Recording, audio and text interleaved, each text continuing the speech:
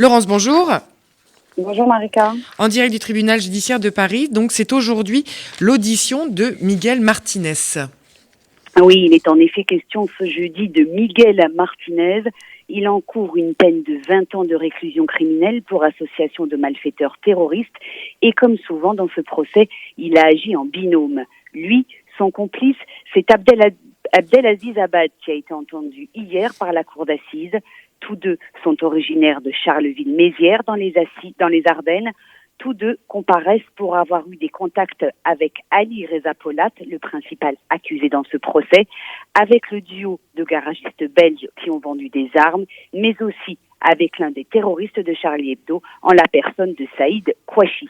Les deux hommes sont également et surtout accusés d'avoir recherché et fourni des armes à Koulibaly et au Kouachi.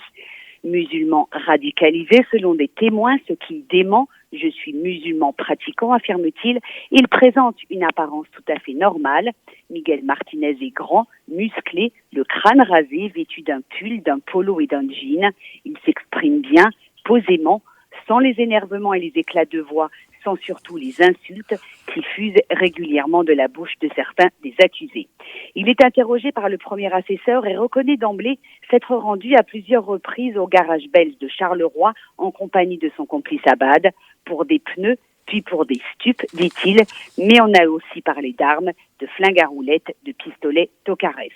L'histoire et les explications livrées par Martinez sont, comme souvent dans ce procès, assez compliquées avec des versions contradictoires et des noms qui surgissent. Celui de Saïd Kouachi est prononcé. Oui, reconnaît Martinez, Saïd Kouachi est venu dans mon garage accompagné d'un certain Tarek. Ce dernier est venu pour un problème de voiture. Kouachi n'a pas dit un mot. Comme tous ici, Martinez plaide l'innocence. Il a juste accompagné Abad dans ses déplacements à sa demande. Il savait, oui, pour certaines armes, mais jamais, jure-t-il, il n'a su quoi que ce soit au sujet d'un attentat terroriste. D'ailleurs, explique-t-il, il n'a pas touché 1 euro dans ce business. Polat, il ne l'a jamais vu. Il lui a juste parlé une fois au téléphone. Et puis, il y a ce sac rempli d'armes rapporté de Grigny en novembre 2014 par le Belge Catino, accompagné par Martinez. Je ne l'ai pas ouvert, j'ai entendu un bruit de ferraille, finit-il par avouer. Ce bruit de ferraille, ce ne pouvait pas être un bruit de stup, remarque le juge.